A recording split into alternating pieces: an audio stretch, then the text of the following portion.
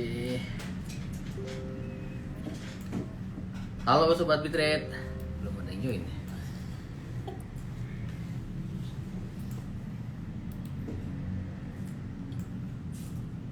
Oke. Halo Sobat Bitrate, selamat malam. Jumpa lagi dengan saya Wijen Pontus, CTA Cewa, Certified Technical Analyst dan Certified Executive Analyst, selaku founder dari Bitrate TC dan juga host untuk Pitalk malam ini. Kita malam ini akan kedatangan tamu spesial ya, yaitu Mbak Dian Savitri dari Investing Mom ya. Kita sambil menunggu Mbak Dian join. Oke, ini sudah join tampaknya. Oke. Kita invite dulu Mbak Dian ya. Sudah saya invite Mbak Dian. Nah, sambil menunggu Mbak Dian join, buat teman-teman yang belum kenal dengan Bitrate ya, bisa langsung follow IG kita. Dan ini kita tampaknya sudah live dengan Mbak Dian. Halo, selamat malam Mbak Dian.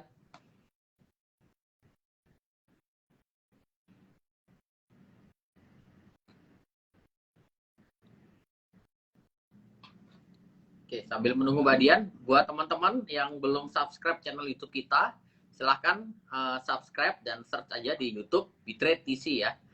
Kita setiap harinya selalu mengupload video-video yang menarik mengenai fundamental, teknikal dan juga tentang yield wave. Dan setiap harinya saya secara khusus akan membahas proyeksi dan analisis ISG menggunakan yield wave ya. Jadi buat teman-teman silakan bisa saksikan video-video pembahasan ISG dan juga video edukasi yang lainnya di channel kita di YouTube Bitrate TC ya. Nanti bisa di search. Saya coba invite lagi. Oke. Kita coba invite. Sebentar, nampaknya ada yang kesulitan.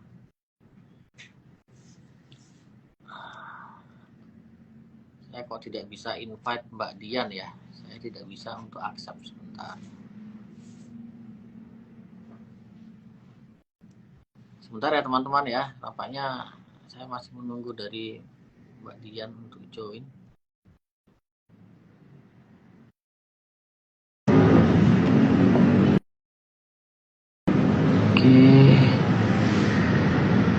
Kok tampaknya Mbak Dian belum join.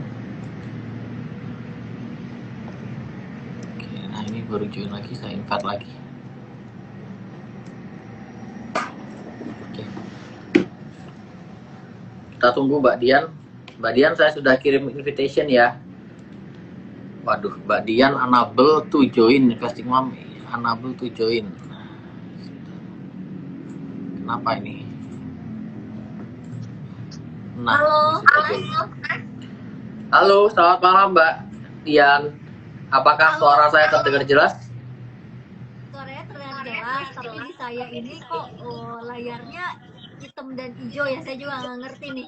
Tapi video saya kelihatan. Di saya videonya warna hijau. Iya, kok bisa ya? Saya juga nggak ngerti nih videonya ke warna hijau. Sebentar ya Mas ya. Oke, gak ada masalah. Kita tunggu, sambil tunggu mungkin saya perkenalkan sedikit ya untuk bintang tamu kita malam hari ini, yaitu Mbak Dian Savitri, MM CFP ya. CFP ini Certified Financial Planner, jadi memang beliau spesialisnya mengenai perencanaan keuangan ya. Dan kebetulan beliau juga seorang ibu rumah tangga dan juga seorang investor begitu ya. Ini suatu hal yang menarik karena memang artinya jarang sekali ada seorang financial planner yang juga merupakan seorang investor ya. Nanti kita akan berbincang-bincang sambil menunggu Mbak Dian join lagi ya, karena tampaknya mungkin ada kendala teknis di pihaknya Mbak Dian. Jadi kita tunggu sebentar teman-teman. Buat teman-teman yang sambil menunggu, teman-teman boleh untuk menanyakan, mungkin ada mau ditanyakan tentang saham-saham atau apa, nanti sambil menunggu kita join. Ya. Nah, Sekarang kelihatan ya. Nah, ini luar biasa sekali, akhirnya bisa join. Ya, selamat malam Mbak Dian Savitri MM ya dan CFP, luar biasa. Selamat malam, apa kabar Mbak? Alhamdulillah baik. Gimana kabarnya Mas Wijen? Mohon maaf Ah, sebelumnya nih di thread barusan ada kendala sedikit. Tidak oke. tahu kenapa nggak bisa join dan walaupun bisa join ternyata layarnya hijau ya tadi ya. Itu baru pertama kali belum pernah kejadian seperti itu layarnya hijau. It's okay, Mbak, it's okay. Tampaknya memang pemirsa malam hari ini, netizen malam ini kayaknya masih setia ya, penasaran sama percakapan kita hari ini seperti apa. Jadi tampaknya masih banyak yang stay gitu ya. Sambil menunggu teman-teman yang lain join, mungkin boleh Mbak Dian cerita sedikit apa sih sebenarnya Investing Mom ini dan bagaimana awal mulanya Mbak Dian kepikiran untuk membangun atau mendirikan Investing Mom ini. Ya, halo selamat malam Sobat Bisret. Makasih banyak Mas Wijen atas invitation-nya di IG Live ini. Teman-teman, Investing Mom sebetulnya tadinya ini adalah sebagai wadah untuk saya bisa aktualisasi diri seperti itu. Jadi setelah menjadi stay at home mom gitu ya, jadi ibu-ibu yang tinggal di rumah, saya pengen ada sesuatu yang dibagikan gitu kan ke teman-teman semua gitu. Nah, background saya sebetulnya IT, teman-teman. Jadi profesional saya dulu banyak kan di IT.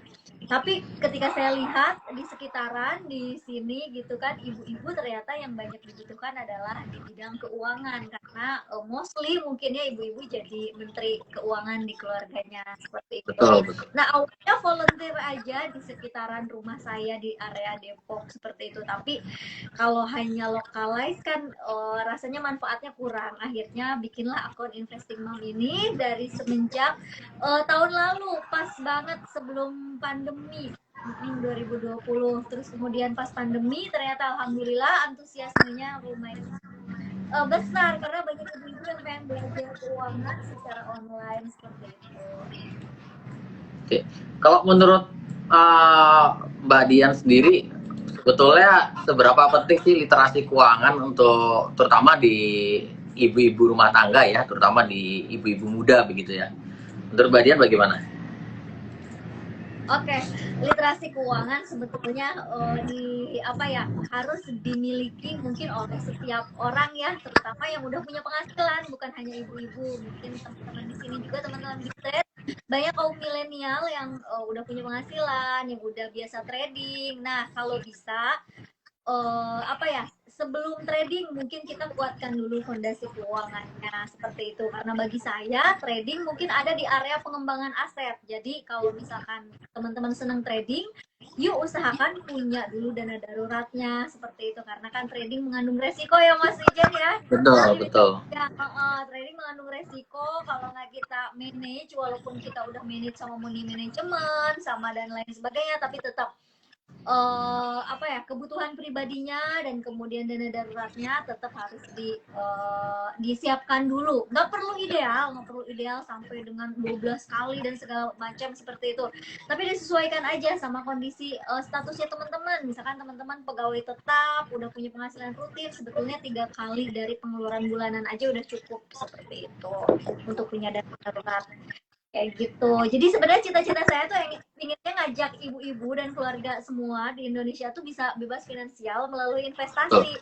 Cuma di lapangan itu ya banyak banget yang terjadi Mas Wijen. Jadi ada yang pakai uang arisan, ada yang pakai uang SPP anak, ada yang pakai uang dapur buat nyobain trading ataupun investasi. Nah, oleh karena itu kenapa Investing Mom ngajarin dari fondasi banget, dari dasar banget supaya bisa step by step seperti itu. Jadi jangan sampai dilongkap. Ya, memang banyak sekali ya Mbak. Sebetulnya kalau saya juga merasakan ya, terutama saya melihat di sekitaran saya dan juga tampaknya sekarang lagi hype begitu ya di generasi-generasi yang baru mulai trading 1-2 tahun terakhir. Mereka masuk trading sebenarnya hanya karena ikut-ikutan, karena tergiur dengan iming-iming yang profit cepat dan profit besar gitu ya, besar dan instan begitu ya. Dan akhirnya mereka akhirnya terkadang tidak sesuai dengan kondisi keuangan. Artinya dananya mereka terbatas, tapi mereka seringkali melakukan pinjaman ya, pinjam melalui pinjaman online maupun melalui bentuk pinjaman yang lain. Sehingga akhirnya kalau kita perhatikan ya teman-teman Bitraders, sobat-sobat Bitrade, setahun yang lalu sempat ramai hype ya, mungkin beberapa bulan yang lalu begitu ya. Banyak kasus bunuh diri karena orang gagal bayar di pinjol ya. Jadi mereka pinjol, pinjaman online, lalu akhirnya mereka gunakan untuk trading dengan harapan mereka dapat profit, karena ngelihat kanan kiri, ngelihat banyak influencer sekali yang memang memang ya Mas ya. iya, mereka mendapatkan profit besar, tergiur, akhirnya mereka join, dan ternyata akhirnya karena tidak punya fondasi yang baik dan tidak punya dasar keuangan yang baik, akhirnya mereka mengalami kerugian dan akhirnya malah menyebabkan frustasi sendiri gitu ya. Nah, Mbak Dian, menurut Mbak Dian, sebagai kita, sebagai seorang investor ya, mungkin yang sudah mulai terjun, mulai berinvestasi dan mulai trading begitu, kira-kira sebaiknya berapa sih dana yang kita pakai untuk trading? Apakah semua tabungan kita masukkan semua untuk trading, atau bahkan mungkin ada kutip, misalkan saya posisi misalkan sebagai karyawan gitu, saya bekerja sebagai karyawan, lalu apakah saya harus tanda kutip keluar dari pekerjaan saya harus bakar jembatan begitu, biar saya benar-benar bisa menjadi full time trader, dan kalau misalkan modal saya kurang, apakah saya harus melakukan peminjaman gitu ya? Menurut Mbak Dian sebagai seorang certified financial planner yang memang perencana keuangan profesional, menurut Mbak Dian pendapatnya bagaimana? Ini menarik banget pertanyaannya, teman-teman. Berapa sih persentase yang bisa kita pakai untuk trading, misalkan dari penghasilan bulanan? Tapi tadi ya, di catatan kalau teman-teman udah punya dana darurat. Nah, jadi misalnya secara teori itu minimal nabung itu cuma 10%. 10%. Kalau lebih besar lebih bagus. Kalau bisa nabung 50% dari gaji misalkan, itu jauh lebih bagus. Nah, teman-teman, pertama tentukan dulu tujuan keuangannya tuh trading tuh buat apa? Apakah nambah income? Apakah untuk mempercepat tercapainya tujuan keuangan teman-teman, which is misalkan itu pengen segera financial freedom, misalkan itu. Tapi tetap nomor satu, kalau misalkan belum ada dana darurat, mendingan ngumpulin dulu dana darurat. Apalagi terlepas dari kondisi pandemi kayak gini ya, kita nggak tahu nih 2021 ternyata masih ada Omicron, terus ada dan lain sebagainya seperti itu. Jadi kondisi ekonomi belum sepenuhnya pulih gitu. Jadi dana darurat itu wajib banget, minimalnya 3 kali pengeluaran.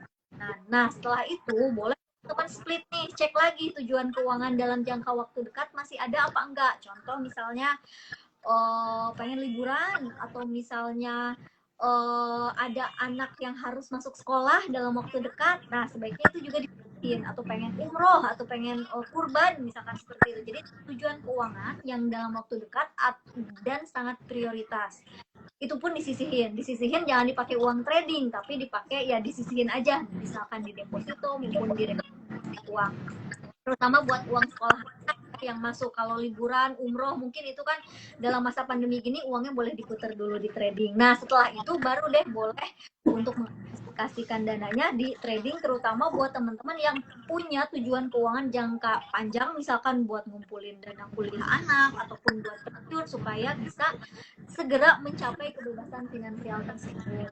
Nah, buat pengen jadi full time trader, sebetulnya ini juga cita-cita kami, cita-cita saya bareng suami saya, pengen segera jadi full time investor maupun full time trader. Nah, bedanya apa menjadi full time investor dan full time trader? Untuk bedanya dari sisi modal sih, dari sisi modal. Kalau equity yang kita manage mungkin masih kurang dari 1M, mungkin trading masih bisa ya, tapi kalau misalkan equity-nya udah di atas 5M, 1M, untuk trading rasanya mungkin agak berat dan agak pilih-pilih kali ya Mas ya, jadinya kalau nggak semuanya harus diputar dalam trading, tapi ada jangka waktunya, jadi pergerakannya mungkin agak lebih lambat, time frame-nya lebih panjang ketika equity kita bertambah gitu. Jadi boleh trading, menurut saya mungkin kalau trading lebih enak minimal banget equity mungkin di area 10 juta, karena kalau tradingnya masih kecil terlalu capek gitu loh, kita analisis setiap hari tapi returnnya 50.000, 20.000 misalkan betul. Nah, jadi mungkin minimal banget 10 juta, yang rada ideal ada di equity 100. Nah, jadi kalau bisa teman-teman memang itu uang dingin, bukan uang yang untuk ada peruntukannya tadi, misalkan mau masukin anak sekolah, mau beli rumah, sebaiknya itu disisihin di yang sifatnya instrumennya yang sifatnya stabil, boleh di deposito, reksadana pasar uang, karena memang akan dipakai dalam jangka waktu dekat gitu. Nah, sedangkan yang trading tadi tujuannya untuk pengembangan aset, jadi ya memang benar-benar uang dingin yang kita harapannya bisa berkembang di sana. Kalaupun itu loss, udah loss yang kita rela gitu kan, yang kita rela. Nah, semakin tinggi equity, mungkin pilihan sahamnya nih nanti Mas Wijen boleh cerita gitu kan. Jadi semakin tinggi equity, mungkin pilihan sahamnya jadi lebih terbatas, lebih fleksibel, juga jadi lebih agak panjang mungkin. Nah, gitu ya. Mungkin. Jadi tadi seperti yang disampaikan oleh Mbak Dian ya, teman-teman sobat-sobat Bitrade ya, bahwa kalau kita mau menjadi seorang full time trader pun kita tetap harus menyisihkan dana untuk trading ya. Artinya kita harus memiliki dana darurat terlebih dahulu, lalu baru kita sisihkan dana buat trading ya. Dan dana yang kita gunakan adalah dana yang siap hilang. Ini notesnya, ini kuncinya, keywordsnya ya. Yang kedua adalah dana digunakan untuk trading ini adalah dana yang merupakan uang dingin ya, betul ya Mbak ya? Betul, jadi kalau ada cuan mungkin ya, jadi selama setahun nih, misalkan setahun kita nulis trading journal gitu kan, nulis trading journal selama setahun, kemudian misalkan modal 100 nih, ketika setahun, alhamdulillah misalkan kita ada return 100% atau 50%. Nah, nanti cuannya itu biasanya kalau saya akan amankan di instrumen yang lebih stabil. Jadi tetap modal untuk saya putar tuh tetap di awal gitu, 100. Sampai dengan 1 tahun cut off, habis itu nanti dipindahin. Untuk awal tahun nih, kemarin baru buka buku baru gitu kan, dengan modal yang baru seperti itu, dengan cuannya yang udah safe. Betul. Jadi lebih safe ya. Kita trading jadi seorang full time trader boleh, tetapi resiko tetap terukur ya. Nah, terkait tadi Mbak, bagaimana tanggapan Mbak Dian ya? Kalau misalkan memang ada beberapa teman-teman kita yang baru pertama kali belajar trading, mungkin belum ada setahun, lalu memutuskan menjadi full time trader, lalu dia keluar dari pekerjaannya dia, atau dia fokus untuk trading dengan harapan ketika dia sudah keluar dari pekerjaannya dia tidak memiliki income lain selain dari trading, sehingga dia bisa fokus gitu ya. Kasarnya dia membakar jembatan supaya dia nggak bisa balik lagi ke zona sebelumnya, sehingga dia akhirnya tradingnya bisa fokus ya. Menurut Mbak Dian sendiri, bagaimana tanggapannya dari secara kacamata financial planner ya? Apakah tindakan seperti ini merupakan tindakan yang disarankan atau bagaimana? Oke, pertama setelah 1 tahun ya. Nah, harapannya teman-teman, walaupun teman-teman pemula, teman-teman udah bisa nulis jurnal trading. Sehingga kita bisa tahu, mengukur nih kira-kira win rate kita tuh ada di berapa persen. Misalkan win rate-nya kebanyakan boncos ya jangan dulu keluar kerja gitu kan. Gimana kalau kebanyakan boncos modalnya habis. Jadi walaupun teman-teman pemula, usahakan untuk selalu disiplin menulis jurnalnya supaya kita bisa evaluasi, supaya kita bisa ukur win rate kita berapa, kemudian juga bisa ukur kinerja kita juga berapa, seperti itu. Nah, kemudian yang kedua, apakah dari cuan tersebut bisa menutup kebutuhan hidup kita, seperti itu kan? Misalnya gaji kemarin selagi kerja 10 juta, nah per bulan, apakah dari modal yang kita pakai untuk trading bisa menghasilkan cuan seperti itu? Nah, untuk menutup untuk menutup kebutuhan sehari-hari kita, karena kan masih panjang. Harapannya kalau emang resign ya berarti bisa ada ada opportunity yang harus kita ambil gitu kan, dimana bisa menutup atau bahkan bisa melebihi dari pekerjaan kita sebelumnya. Kalau misalkan gaji kita yang kemarin 10 juta ya harapannya hasil trading bisa melebihi dari itu gitu kan. Nah, teman-teman tetapkan juga ya anggaran bulanan. Jadi kalau misalkan tadi gaji 10 juta tuh yang wajib itu dipakai buat apa aja sih? Misalkan makan, listrik, transport itu kan wajib ya, sekolah anak dan lain sebagainya.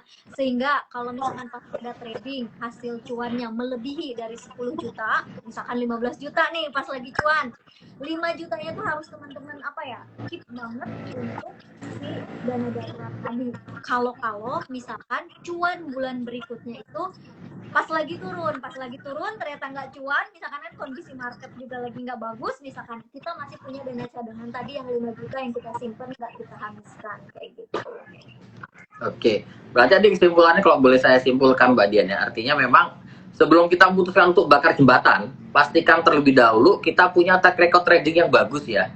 Nah, ini menarik nih, track record trading yang bagus ya, artinya harus ada, kita spend dulu sebagai seorang half time trader gitu sambil kita trading, untuk ngecek apakah hasil trading kita cuan ya atau malah boncos begitu ya. Menurut Mbak Dian sendiri, kira-kira berapa lama kita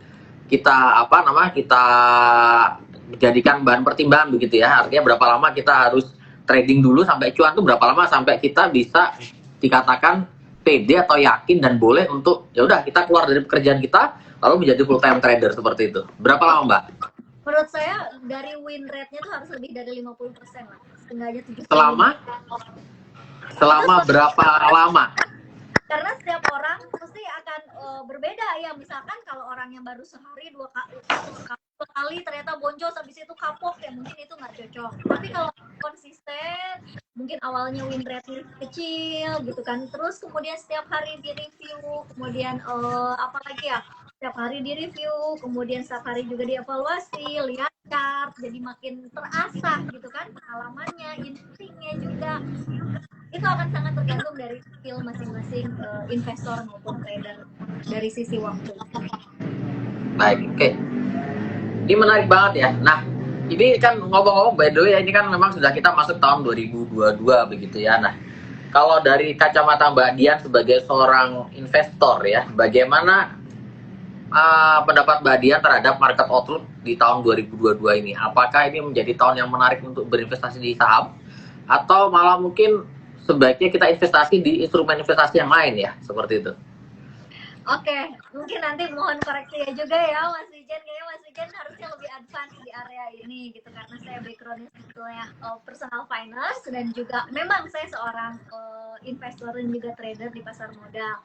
Nah teman-teman, kalau misalkan relook ke tahun lalu, kita kan nggak dapet window dressing ya, mungkin karena ancaman Omicron juga gitu kan, kemarin katanya mau naik tapi ternyata nggak jadi naik. Tapi sebetulnya sepanjang tahun 2021 itu IHSG-nya mencapai ATH beberapa kali ya, break ATH ya 2 kali kalau nggak salah sih. Nah kenaikannya tersebut tuh sebetulnya di drive-nya tuh agak beda sama tahun-tahun sebelumnya, karena yang banyak naik atau yang banyak manggung itu saham-saham yang mid dan small cap mungkin ya, terutama yang bergerak di new economy seperti bank digital mungkin teman-teman, terus apalagi teknologi juga ya, teknologi mungkin adanya IPO Bukalapak seperti itu. Nah terus pas di akhir-akhir juga sempat batubara sempat naik, tapi ternyata yang nggak membawa perubahan yang cukup banyak, karena ternyata China-nya juga udah cepet respon gitu kan, akhirnya batubaranya ya balik lagi gitu harganya. Nah kalau di ke depan, terus kemudian saya juga lihat pergerakan Nasdaq malam lalu tuh turun sampai dengan berapa persen ya Mas ya? 10%, 2 atau 3%? Enggak, kayak sekitar 2% ya. 2% ya, sampai dengan 2%. Nah, terus kemudian juga isu sama tapering juga ya, kenaikan suku bunga di AS. Mungkin menurut saya di awal tahun ini sebaiknya tetap waspada. Kemarin 2 hari Januari tanggal 3 sama 4 kita dapat kenaikan ya lumayan. Tapi ternyata 2 hari ini tanggal 5 dan 6 ternyata ya harganya turun lagi. Jadi mungkin kalau dari saya masih tetap harus waspada sih teman-teman. Kalau misalkan teman-teman diversifikasi maupun maupun ya tetap ketatkan money manajemennya dan juga diversifikasi ke instrumen lain yang lebih stabil untuk jaga-jaga. Kalau dari sisi sektornya sih mungkin akan ada banyak IPO lagi ya seperti halnya tahun lalu. Nah mungkin dari saya itu sih. Kalau misalkan dari Mas Wijen gimana nih terkait sama sebetulnya kita punya view yang kurang lebih sama ya terkait IHSG untuk 2022 ya, karena memang saya sendiri secara rutin Mbak Dian, saya selalu memberikan proyeksi analisis Elliott Wave untuk IHSG setiap harinya di channel YouTube kita di Bitrate TC ya. Nah, di situ memang dari minggu lalu saya sampaikan bahwa posisi IHSG ini cukup rawan koreksi begitu ya, dan pada hari Senin dan Selasa memang IHSG terbantu naik, tetapi saya sebutkan memang kenaikan ini sifatnya sementara dan memang harus IHSG turun ke 6.600 gitu. Itu terjadi di hari ini ya, which is lowest hari ini kan di 6593. Dan penurunan ini saya rasa kemungkinan besar masih akan berlanjut untuk midterm ya. Mungkin besok akan rebound ya. Kemungkinan besar hari Jumat atau maksimal Senin dia akan rebound, tapi mungkin relatif ke 6.700-an ya. selama IHSG tidak break ke atas 6754, tampaknya kita harus waspadai potensi IHSG untuk terkoreksi lebih dalam lagi, lebih dalam daripada loss hari ini, yaitu di 6593. Yang menurut saya sebetulnya kalau IHSG tidak break 6754, ini IHSG rawan untuk turun at least sejelek-jelek ke sekitar 6500 sampai 6450. Seperti itu. Jadi ini yang harus diwaspadai oleh teman-teman. Tetapi for the good, untuk good news-nya ya, artinya kalau kita berkaca beberapa bulan ke depan ya, kita masih optimis bahwa IHSG mampu untuk naik ke level 7000 sampai 71, tetapi di beberapa bulan ke depan. Jadi untuk short term mungkin kita akan mengalami minor correction ya, tadi ke sekitar 6500 6450 dengan catatan tidak jebol 6754, tapi untuk mid termnya kita lihat masih bisa lari ke sekitar level 7000 sampai 71. Seperti itu. Jadi tampaknya perlu diwaspadai. Nah, kalau sektor-sektor gimana menurut Mas Wijen nih? Nah, kalau sektor sebenarnya kalau kita perhatikan tuh berapa sektor, sebenarnya ada beberapa sektor yang kita lihat masih berada di uptrend, yaitu di sektor finansial ya. Finansial kita tahu BRI sebagai contoh, BRI kemarin menjadi penahan indeks, hari ini juga menjadi penahan indeks. Lalu selain itu saham-saham bank yang mungkin second liner ya, seperti Bank Aladin Syariah itu juga menarik untuk cermati. Lalu Bukopin ini sudah berada di akhir downtrend, dan juga yang menurut saya cukup menarik ada di sektor mining ya, atau energi ya. Energi ini juga kita lihat masih berada di fase uptrend. Sebagai contoh kayak misalkan Adaro, kita lihat Adaro juga masih bagus, ITMG juga masih oke, PTBA. Lalu jangan lupa untuk di sektor oil and gas-nya Pegas, lalu Medco dan Elsa itu juga saya rasa masih ada peluang untuk menguat di tahun 2022 ini, seperti itu. Berarti time frame-nya untuk berapa lama itu, Mas? Short term ataukah weekly? Untuk estimasi kita untuk financial dan sektor energi ya masih akan cenderung menguat at least setidaknya 1 sampai 2 bulan ke depan ya. Jadi untuk bicara untuk mid lah, lebih kepada mid ya, karena kalau short term kita bicara harian, tapi kita bicara untuk mid ya, seperti itu.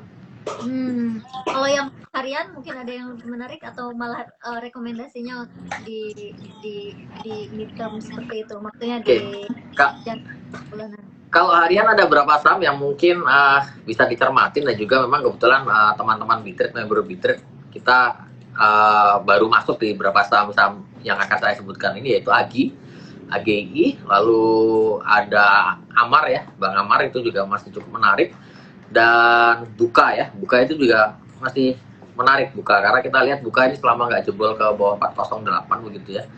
Ini posisi Buka sangat mungkin sekali naik ke atas 600 Buka. Lalu di sektor infrastruktur, MTEL meskipun dia baru IPO, tapi ini saya melihat ini sesuatu hal yang menarik ya untuk MTEL ya, karena fundamental juga solid, dan ini akan menjadi perusahaan tower terbesar se-Indonesia ya, akan mengalahkan tower dan ataupun TBIJ ya, kalau melihat MTEL kan memang anak usaha daripada Telkom langsung, seperti itu. Menarik Mas. Okay. Nah mungkin ini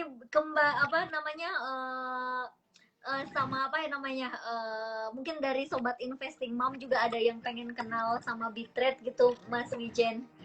Ya. Kalau boleh tahu nih, kenapa milihnya Elliott Wave, dan kemudian apa sih kelebihannya? Ya, jadi memang Bitrade kan kita komunitas sudah cukup lama berdiri dari tahun 2009 ya. Tapi baru semenjak tahun 2010-2011 kita baru mulai fokus untuk menggunakan Elliott Wave ya. Saya background dulu kuliah di salah satu institut di Bandung begitu, dan waktu itu sebagai mahasiswa, namanya mahasiswa ya, suka banget belajar berbagai macam teknik analisis. Jadi hampir semua teknik analisis saya pernah pelajari, Mbak, dari yang sederhana kayak indikator, MA, Bollinger Band, aligator, sampai ke GAN pun saya pernah belajar ya, GAN, lalu sampai akhirnya Elliott Wave. Tetapi dari sekian banyak teknik yang saya pelajari, memang saya melihat Elliott Wave ini yang paling cocok untuk karakter saya. Kenapa begitu? Karena di Elliott Wave ini bukan hanya sekedar sinyal beli atau jual, tapi lebih kepada proyeksi ya, proyeksi pergerakan harga. Tidak hanya untuk jangka pendek, tapi jangka menengah dan jangka panjang itu ketahuan gitu ya. Sebagai contoh tadi saya sampaikan IHSG jangka pendek mungkin akan mengalami koreksi, tapi untuk mid-nya arah IHSG masih ke 7.000 seperti itu. Jadi arah untuk jangka pendek, jangka menengah, jangka panjang itu kelihatan. Yang kedua, Elliott Wave ini sangat membantu saya, terutama kalau saya sering salah dalam mengambil keputusan. tentu teman-teman sobat-sobat Bitrade dan juga teman-teman investing investing mom memang pasti cukup sering ya untuk melakukan kesalahan dalam trading. Sebagai contoh, kita beli ternyata harganya saham turun dan ternyata kita nggak sempet cut loss gitu ya. Kadang-kadang karena kita punya kesibukan, kita nggak sempet pasang auto stop loss dan akhirnya kena harga turun cukup agresif gitu. Nah, kalau Elliott ini bisa memberikan jalan keluar gitu ya, exit strategi. Jadi ketika harga turun dalam, kita nggak sempat cut loss, kita bisa tahu kira-kira nih harga akan rebound ke berapa.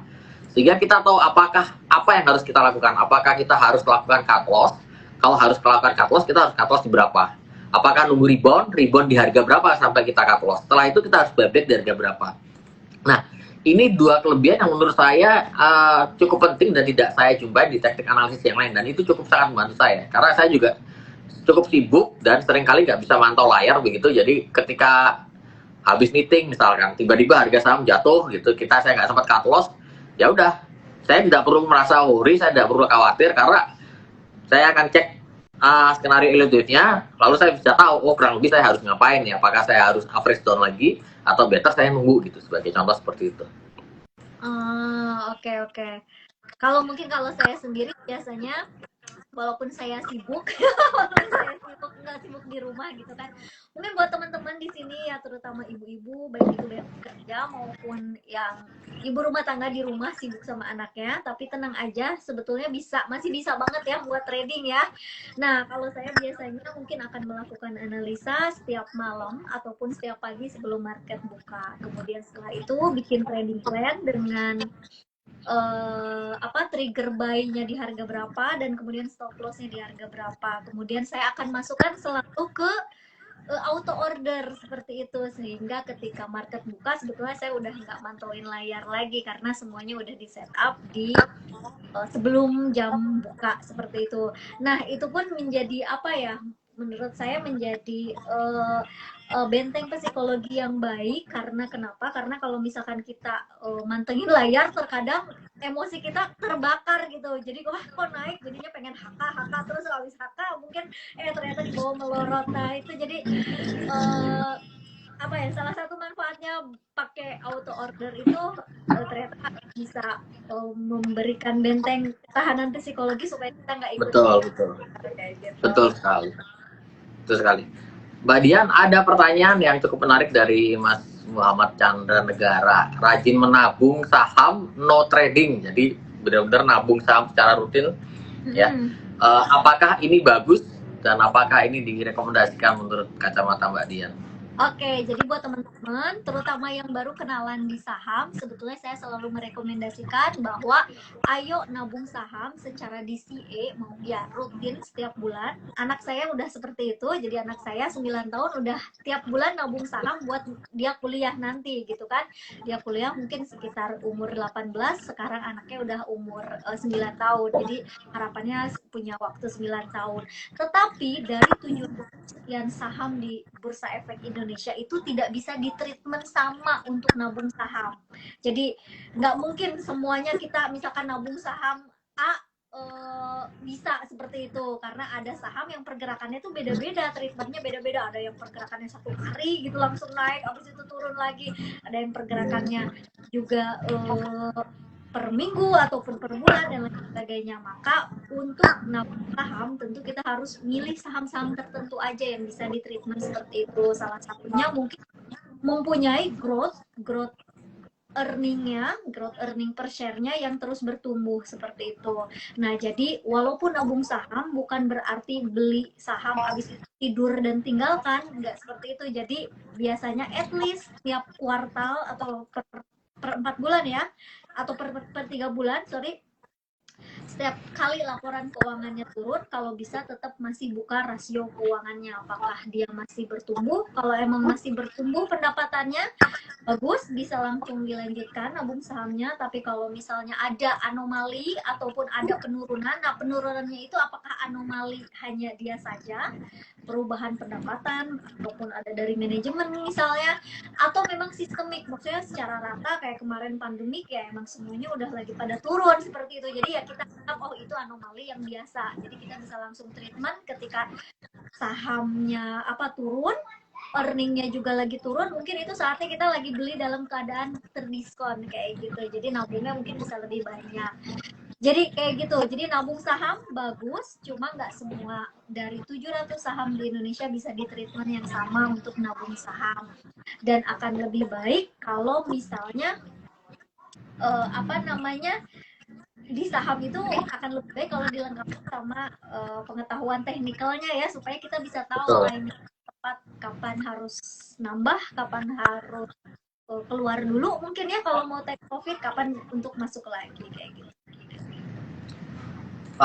Mbak Dian, ada pertanyaan dari Pak Mas Muhammad lagi nih, menanyakan mengenai apa sih ETF itu, investasi ETF itu apa? Mungkin Mbak Dian bisa ada gambaran begitu, ada jawaban? Oke, Mas Muhammad Chandra pernah kenal sama reksadana kan ya? Jadi ETF itu sebetulnya mirip-mirip reksadana, terutama reksadana indeks. Jadi isinya kumpulan saham mungkin ya yang mengacu kepada indeks tertentu. Nah, kemudian bedanya apa sama reksadana dan ETF? Kalau ETF itu dia bisa diperjualbelikan dan settlement secara real time di bursa. Sedangkan reksadana settlementnya setiap hari di akhir hari ya. Jadi kalau reksadana indeks, walaupun isinya sama-sama saham yang mengacu pada indeks tertentu, dia akan settlement setiap akhir hari seperti itu dan dikelola oleh manajer investasi. ETF juga sama sebetulnya. Jadi ETF tuh awalnya itu adalah kumpulan investor yang membeli satu apa ya? Ya pokoknya kumpulan investor, dia akan menyetorkan gitu kan, menyetorkan sejumlah uang, habis itu dibentuk, biasanya ETF akan merujuk kepada satu indeks tertentu. Jadi ada ETF yang merujuk ke Sri atau mungkin LQ45 seperti itu, atau ke IDX 30. Nah, setelah investor apa ya disebutnya tuh pasar primernya ETF gitu ya, inisialisasi. Dia akan dibentuk oleh seorang manajer investasi juga. Setelah itu baru ETF-nya tuh jadi dibungkus gitu kan, dibungkus dalam bentuk ETF dan diperjualbelikan di pasar modal dengan settlement dan juga harga yang lebih real time dibanding itu. Kalau misalkan tadi Chandra nggak ada waktu untuk memilih saham apa, kemudian nggak ada waktu untuk menganalisa saham, sebetulnya pemilihan ETF itu bisa jadi opsi bagi teman-teman atau bagi Pak Chandra tadi. Ya, luar biasa lengkap sekali ya jawabannya dari Mbak Dian terkait ETF nih. Bahkan ada beberapa hal yang saya baru tahu nih. Thank you banget informasinya Mbak Dian. Mbak Dian, ada fenomena yang cukup menarik ya, kira-kira di mana kan memang kalau kita perhatikan 2021 ini terutama saham-saham yang bergerak atau naik agresif itu justru saham-saham yang bisa dibilang second liner atau third liner ya, saham-saham yang besar di cap gitu seperti Unilever malah turun, lalu SMGR turun, saham-saham bank besar naik tapi naiknya nggak terlalu signifikan, sementara yang naik ya saham-saham second liner, third liner, sehingga mau tidak mau tampaknya 2021 menjadi surganya saham-saham seperti itu ya. Nah, menurut Mbak Dian sendiri ada tips nggak ya untuk terutama teman-teman yang memang sudah mungkin ibu-ibu rumah tangga ya, atau teman-teman yang sudah memiliki tanggung jawab keluarga begitu, apakah ada strategi khusus untuk masuk ke saham-saham second liner atau third liner, atau bahkan mungkin apakah tidak direkomendasikan sama sekali? Bagaimana menurut Mbak Dian? Oke. Menarik ini pertanyaannya. Kita tahu bahwa saham yang second liner maupun third liner itu volatilitasnya sangat tinggi, pergerakannya lebih agresif, begitupun sama resikonya jauh lebih tinggi seperti itu. Maka strategi yang harus ditetapkan tetap sih memakai money management yang baik. Jadi kita nggak all in satu mungkin di saham, tapi tetap pakai money management. Nah, di dalam money management kita tetapkan dulu nih risk per transaksinya berapa. Kira-kira yang kita rela hilang itu berapa sih, seperti itu kan? Kita rela hilangnya berapa. Nah, bisa pilih banyak gitu kan, bisa pilih banyak saham. Karena harapannya volatilitas saham yang tinggi ya bisa cuan lebih cepat juga seperti itu. Tetap harus kita batasi dengan manajemen yang baik. Jadi selain kita pasang harga misalkan, tetap harus selalu pasang cut loss-nya, jangan lupa seperti itu. Dan cut loss-nya itu sesuai sama tadi risk per transaksinya berapa yang rela kita hilang tuh, misalkan dari 100 atau dari 10 juta deh, dari 10 juta tuh kira-kira kita rela hilangnya 100.000 kah gitu kan. Jadi kalau misalkan kena cut loss ya 100.000, ibaratnya sehari nggak jajan kopi misalkan, seperti itu. Nah terus apakah seseorang yang udah punya tanggung jawab gitu kan, udah punya tanggungan baik untuk berinvestasi di sana, di yang second liner itu, kalau ada skillnya kenapa enggak gitu. Jadi sebetulnya investasi di pasar modal itu teman-teman ibarat kita lagi nyetir. Orang yang nggak bisa nyetir, nggak pernah latihan nyetir di jalan tol beresiko nggak? Ya beresiko, seperti itu. Begitupun sama di pasar modal. Orang yang baru terjun, baik itu dia udah punya tanggungan maupun yang belum punya tanggungan, milenial atau Gen Z yang baru lulus kuliah atau baru first jobber gitu kan, kalau nggak punya ilmunya akan beresiko, seperti itu. Sedangkan orang yang udah punya skill seperti halnya menyetir tadi ya, menyetir, dia udah punya SIM, license, dia udah latihan nyetir, dia bisa nyetir di jalan tol beresiko enggak, karena dia udah punya skillnya. Begitupun sama investasi di pasar modal, kalau ada skillnya dan juga dilengkapi sama tadi ya pengamannya, money management, jadi kita pakai seat belt, kita patuhi rambu-rambu, kita harus disiplin sama sistem gitu kan, harus disiplin sama plan yang udah kita buat ya. Bukan nggak beresiko ya, resikonya kita bisa manage dan minimalis ya. Betul, menarik ini karena memang nanti seperti kalau saya bisa simpulkan ya, artinya siapa saja boleh untuk masuk atau beli saham-saham second liner maupun third liner ya teman-teman. Tetapi ada beberapa hal yang perlu diperhatikan. Yang pertama, kita harus punya skill yang mumpuni, yang cukup begitu ya, untuk membeli saham-saham yang second liner atau third liner. Karena apa? Karena tadi seperti disampaikan oleh Mbak Dian bahwa saham-saham second liner, third liner ini merupakan saham-saham yang memiliki volatilitas cukup tinggi ya. Artinya kalau volatilitas cukup tinggi maka risiko cukup besar. Lalu yang kedua tadi punya trading plan ya, artinya kita beli, kita sudah tahu level risikonya di berapa sih, level stop loss di berapa. Dan level stop loss itu harus sesuai dengan risk yang bisa kita tanggung begitu ya. Artinya loss yang bisa kita tanggung. Nah ini cukup penting ya, karena kita juga saya melihat sendiri dari pengalaman saya, ada banyak sekali teman-teman yang masuk ke saham-saham second liner, third liner, tetapi memang resikonya dia nggak siap gitu. Jadi ketika harga tiba-tiba turun 10%, jebret, kaget, waduh kenapa saham 10%. Dan selain tidak siap juga tidak disiplin.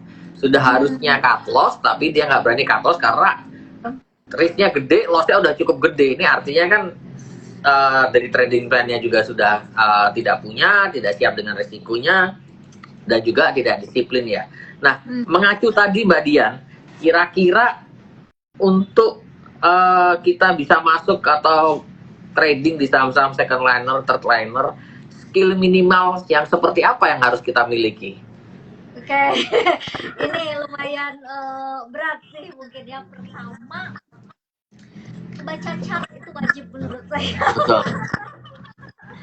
Kita harus bisa baca chart supaya kita tahu mana level mana level cut loss kita, mana level, kalau mungkin mau take profit ya pakai take profit, tapi ada juga yang nggak pakai take profit, misalkan ya langsung ke cut lossnya aja, jadi kita pakainya trailing stop misalkan kayak gitu. Jadi pas pas naik ya ikutan trailing stopnya naik, seperti itu. Ya jadi pertama ya harus bisa baca chartnya, seperti itu. Yang kedua juga kita harus punya plan tadi, betul yang dikatakan Pak Wijen, kita harus punya plan dan kita harus disiplin sama sistem kita, karena trading 80% is about psychologist problem gitu kan. Yang kita takut misalkan, kadang kita juga denial, udah tahu itu sahamnya downtrend tapi kita nggak mau cut loss. Nah itu yang paling sering terjadi, seperti itu. Jadi denial, kemudian juga atau nggak takut, nggak greedy, kita udah mencapai target profit kita tapi aduh siapa tahu besok naik lagi, nggak mau take profit, ternyata besok malah turun, nggak jadi untung. Jadi siapkan psikologisnya, selain dari menyiapkan kemampuan teknikalnya, yang kedua juga ya psikologis itu dari sisi kedisiplinan, uh, kemudian juga emosi yang stabil gitu kan. Jadi jangan FOMO, jangan terlalu menggubu-gubu, atau bahkan menjadi jangan denial juga. Dan yang ketiga mungkin ya di akhir hari ya harus di jurnal supaya kita tahu jualan kita hari ini cuan atau boncos gitu kan, kita bisa mengukur kinerja kita. Karena kalau trading ala cowboy, maksudnya nggak punya plan, asalkan input, apalagi nggak pernah di monitoring, nggak pernah dicatat juga, itu yang biasanya nggak sustain kayak gitu. Jadi tiba-tiba kapok, misalkan 3 bulan nyobain trading, aduh kapok, rugi ya, karena nggak pernah dikontrol kayak tadi. Ya, luar biasa sekali. Jadi ini tips yang menurut saya cukup penting ya, dan langsung disampaikan langsung dari pakar financial planner. Jadi teman-teman bisa dicatat ya, karena ini memang sangat luar biasa sekali tipsnya, dan sangat penting untuk kita begitu ya. Nah, Mbak Dian, mungkin Mbak Dian ada tips nggak, Mbak Dian? Bagaimana kita bisa melakukan investasi ya yang sesuai dengan kondisi keuangan kita dan juga sesuai dengan karakter resiko kita. Nah, kadang-kadang karena ketika saya sendiri kadang-kadang sering ngalamin, Mbak Dian, artinya waktu dulu ketika saya mulai investasi, saya nggak ngerti berapa sih yang harus saya investasikan, lalu dari duit yang saya miliki dan saya rencana untuk investasikan ini, saya mau taruh di mana sih begitu ya? Apakah saya taruh semuanya di saham, atau saya taruh sebagian di reksadana, lalu berapa persen, dan sebagainya. Dan saya yakin banyak teman-teman dan sobat-sobat Bitrate yang sampai detik ini kadang-kadang masih merasa suka bingung ya. Sebenarnya berapa sih yang harus saya investasikan, dan instrumen apa saja yang harus saya investasikan, seperti itu.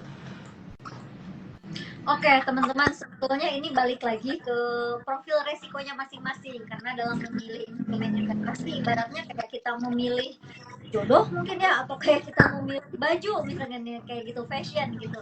Jadi kadang investasi cocok dia belum tentu cocok di kita gitu kan. Ada investasi yang musiman juga, misalkan pas lagi musim dingin kita kan pakai bajunya mantel, pas lagi musim panas kita pakai bajunya seperti itu. Sama investasi pun kadang ada musimannya, alias ya ada apa ya, sektor cyclingnya gitu kan, musim apa.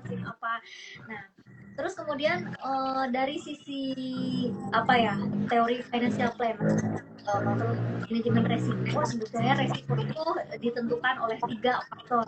Yang pertama itu ada risk appetite-nya. Kita tuh ibarat kayak makanan lah, kita sukanya yang pedas, apa yang manis, apa yang gimana, seperti itu. Nah, investasi pun sama, ada orang yang sukanya mencari ya tadi risk seeker gitu kan, mencari tantangan, dia suka banget sama sesuatu yang bergerak cepat, saham, cryptocurrency dan lain sebagainya. Tapi ada juga banyak orang yang senang yang kestabilan gitu. Misalkan lebih suka di emas, lebih suka di obligasi, lebih suka di reksadana pasar uang, deposito, ada juga yang seperti itu. Jadi risk appetite itu akan sangat personal, melekat kepada diri kita masing-masing gitu. Jadi kita seleranya sukanya apa. Ada orang yang deg-degan minus 5% udah nggak bisa tidur kayak gitu, kita kan nggak bisa dipaksakan.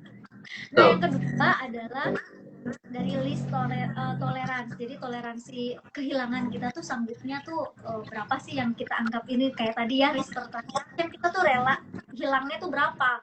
Ini pun akan tiap orang tuh akan beda-beda. Ada yang mungkin rela hilang sampai 30%, 50%, ada juga yang nggak rela, misalkan seperti itu.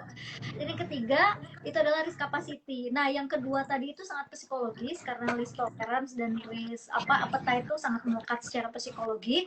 Yang ketiga risk capacity-nya, ini biasanya bisa terukur. Jadi risk capacity itu misalnya seseorang yang belum punya anak atau yang baru kerja, misalkan masih single, dan yang udah punya anak 2 sekolah, misalkan seperti itu, tentu dia akan jauh lebih hati-hati dibanding sama yang tadi masih single dan juga usianya muda kayak gitu. Jadi risk capacity-nya lebih rendah gitu kan yang udah anak tadi.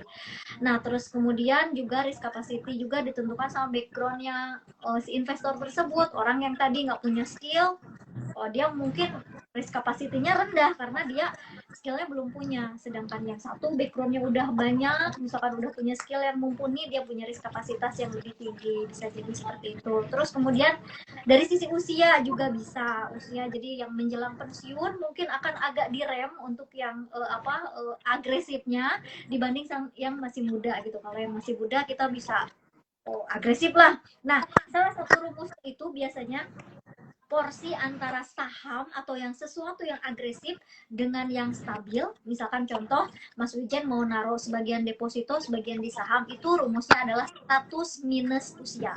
Jadi kalau Mas Wijen usianya 20 tahun, 20% di deposito, 80% boleh di saham. Semakin bertambahnya usia, misalkan Mas Wijen udah menuju pensiun 50 tahun, berarti 50% di saham, 50% di deposito. Kayak gitu. Jadi semakin bertambahnya usia, maka porsi di instrumen yang relatif agresifnya jadi semakin berkurang. Oke, Jadi luar pakai biasa sekali. Nah, MN. apakah saya harus menaruh di satu instrumen saja? Misalkan saya cukup mengenal saham begitu ya, artinya dari dana investasi saya taruh semua di saham, atau tetap sebaiknya saya melakukan diversifikasi, Mbak Dian, dengan artian tidak hanya di saham, mungkin saya split sebagian ke reksadana atau mungkin ke obligasi ya, atau ke instrumen investasi yang lain. Menurut Mbak Dian bagaimana baiknya? Menurut saya harus didiversifikasi karena Harus diversifikasi ya teman-teman ya. Luar biasa. Oke, ada pertanyaan lagi dari Mas Muhammad Chandra Negara. Investasi NFT itu apakah bagian dari pasar modal Indonesia atau bukan? Ini tampaknya lagi hype ya, NFT, kripto dan lain-lain lagi hype nih. ya bukan ya, karena nggak bisa diperjualbelikan di pasar modal seperti itu. Jadi bukan bukan bagian dari pasar modal, dan tentu juga ini nggak dilindungi oleh OJK ya teman-teman, mungkin belum terdaftar ya di OJK NFT, jadi be careful about that.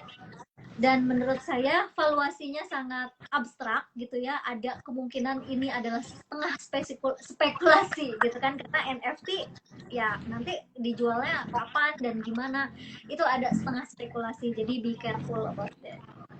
Ya, soalnya lagi booming sama metaverse Mbak ya, jadi ada kan di dunia metaverse semuanya beli pakai koin, lalu investasinya via NFT kayak gitu. Jadi memang ini tampaknya lagi instrumen yang sangat booming sekali nih, NFT, metaverse dan koin ini ya. Mbak Dian, ini kayaknya kita sudah hampir 1 jam, tidak terasa sudah hampir 1 jam. Mungkin pertanyaan terakhir sebelum kita menutup Bitalk pada malam hari ini. Menurut Mbak Dian sebagai seorang CFP, bagaimana cara kita mengatur keuangan di tahun 2022? Nampaknya saya rasa masih cukup tough ya dibanding 2021. Saya rasa masih tough karena banyak challenge, masih banyak challenge di sektor ekonomi karena masih ada tantangan daripada virus Omicron ini. Jadi mungkin dari Mbak Dian, bagaimana tips untuk mengatur keuangan kita di 2022 yang kemungkinan besar akan lebih tough dibanding 2021? Oke teman-teman, awal tahun itu biasanya dijadikan momentum gitu kan bagi kita bersama untuk meriset tujuan keuangan kita, financial goal kita. Nah, balik lagi teman-teman, kita punya prioritas ya. Kalau misalkan teman-teman masih punya utang kepada sesama misalkan ya, kerabat ataupun utang kartu kredit yang tertunggak, akan lebih baik kita prioritaskan di sana. Jadi tutup dulu gitu ya, cek dulu nih kita masih ada utang yang belum terbayar apa belum. Terus yang kedua, tadi yang dikatakan Pak Buden bahwa kondisi kita masih belum sepenuhnya pulih, belum recovery sepenuhnya, jadi dana darurat masih tetap penting teman-teman. Gak ada yang tahu bahwa misalnya ternyata bulan depan kita diberhentikan sementara ataupun ada PPKM lagi dan lain sebagainya karena Omicron ini masih cukup mengancam gitu kan, cukup mengancam. Jadi beware dan tetap harus keep your emergency fund. Dan yang ketiga, kalau misalkan teman-teman punya kebutuhan jangka pendek yang besar, tadi misalkan contohnya buat sekolah anak, mau beli rumah gitu kan, itu sebaiknya juga diamankan dananya gitu, bisa diamankan di instrumen yang relatif stabil, boleh pilih deposito atau reksadana pasar uang. Nah, kalau itu semua udah beres, Jadi utang udah nggak ada, dana darurat aman, kemudian juga kebutuhan dalam jangka waktu dekat juga udah disiapkan. Teman-teman boleh untuk apa ya, menggunakan dana dinginnya tadi untuk pengembangan aset. Karena tadi Pak Wijen bilang IHSG di pertengahan tahun ya mungkin akan all time break lagi, mungkin ya, mudah-mudahan ada break Amin. Semoga ya. kita target ke 7.000, kita berdoa aja gitu kan, kita berdoa semoga marketnya bisa bersahabat gitu kan dengan kita para trader dan kita bisa cuan sama-sama. Tuh, luar biasa sekali percakapan kita malam hari ini Mbak Dian. Mungkin terakhir sebagai closing statement, Mbak Dian ada closing statement untuk teman-teman sobat-sobat Bitread pada malam hari ini dan juga teman-teman dari Investing Mom. Oke, teman-teman yang ingin belajar keuangan mungkin ya boleh follow Investing Mom gitu, terutama buat ibu-ibu maupun cewek-cewek yang mau gabung, tapi biasanya ada juga sih bapak-bapak ataupun cowok. Kita belajarnya dari dari basic banget, jadi dari mulai pengelola keuangan bulanan, kemudian juga nanti ke tahunan, gimana bikin financial planning yang baik, dan juga di akhir juga kita belajar tentang instrumen investasi termasuk halnya di saham seperti itu.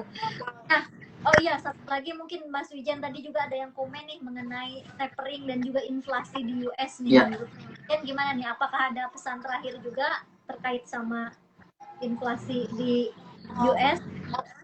Ya, sebelum saya jawab itu, nih saya dengar tadi Mbak Dian katanya bakal ada agenda seminar ya atau webinar ya. Mungkin bisa disampaikan ke teman-teman sekalian, siapa tahu ada yang tertarik, karena memang saya melihat cukup penting ya, pelajaran mengenai financial planning cukup penting, dan saya juga sangat merekomendasikan teman-teman sobat-sobat Bitread di sini yang menonton untuk belajar financial planner langsung ke Mbak Dian, karena beliau merupakan certified financial planner begitu.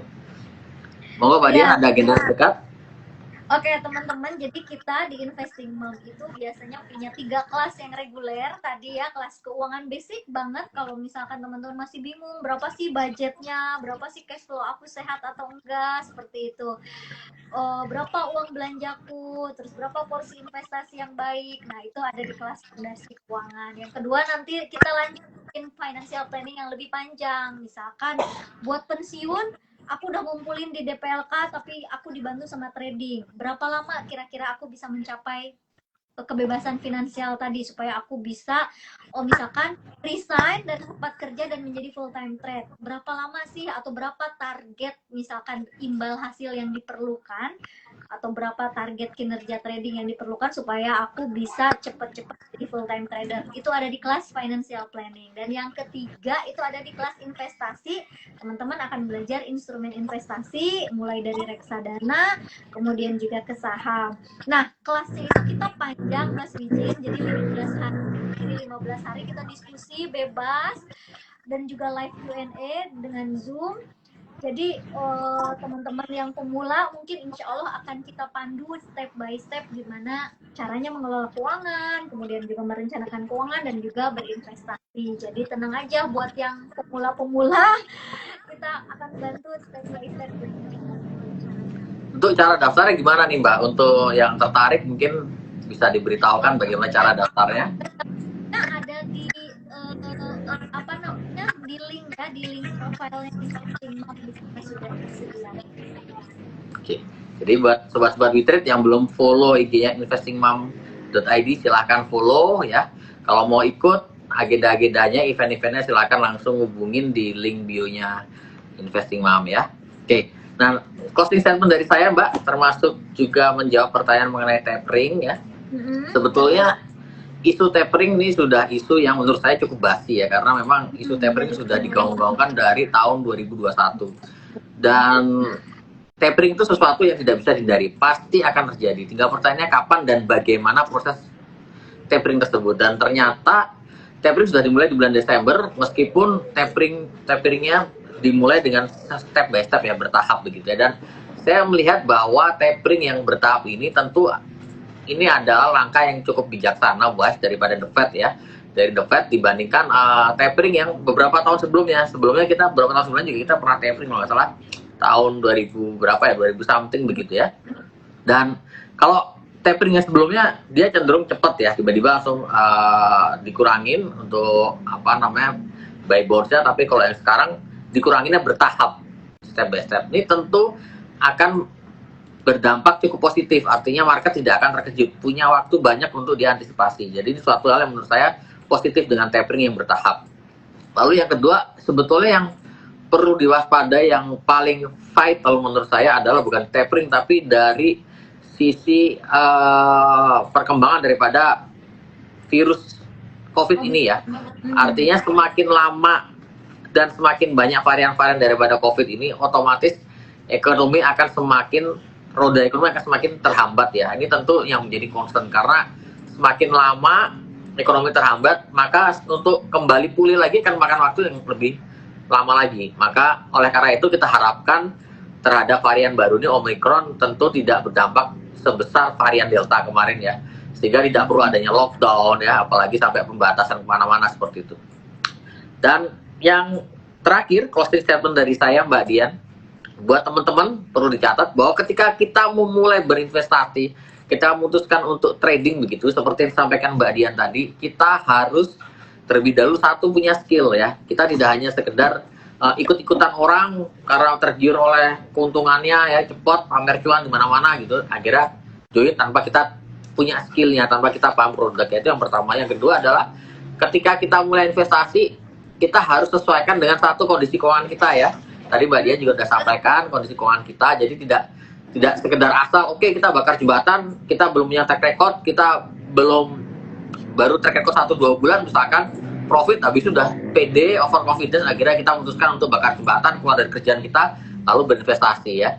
Yang ketiga, ketika kita mulai berinvestasi, gunakanlah uang yang dingin begitu, yang uang yang sudah dialokasikan dengan catatan kita memang sudah punya dana darurat terlebih dahulu. Jadi dana darurat terlebih dahulu baru kita alokasikan untuk investasi begitu ya. Jangan sampai kita malah pinjem ya, modal kurang ya udah pokoknya pinjem gitu. Yang penting modal besar biar profitnya semakin terasa. Tapi ternyata kalau modal besarnya dari pinjaman, ketika harga turun dan akhirnya kita mengalami kerugian, kita stresnya double begitu ya. Dan yang berikutnya lagi yang dapat kita ambil kesimpulan dari apa yang disampaikan Mbak Dian pada malam hari ini adalah selain punya skill, selain kita harus mempertimbangkan resiko tadi, kita juga perlu untuk mengukur kemampuan kita ya, mengukur karakter kita, mengukur resiko kita ya. Resiko tadi sudah disampaikan ada 3 dari Mbak Dian, yaitu ada risk capacity ya, lalu ada risk appetite dan risk tolerance ya. Ini hal-hal yang perlu kita perhatikan, dan kita juga perlu punya trading plan, dan kita harus disiplin sama trading plan kita gitu ya. Jadi trading tidak hanya sekedar trading ikut-ikutan berharap cuan, tetapi ada perencanaan-perencanaan dan ada pengaturan-pengaturan di dalamnya supaya kita tradingnya nyaman, aman ya, resiko juga terminimalisir. Seperti itu ya Mbak Dian ya. Betul. Oke. Iya, oke. Terima kasih Mbak Dian atas waktunya. Buat teman-teman yang belum follow IG kita, silakan follow @bitrate_revolution dan juga follow investingmom.id ya. Terima kasih atas waktunya Mbak Dian. Selamat malam. Assalamualaikum warahmatullahi wabarakatuh. Thank you. Sampai ketemu.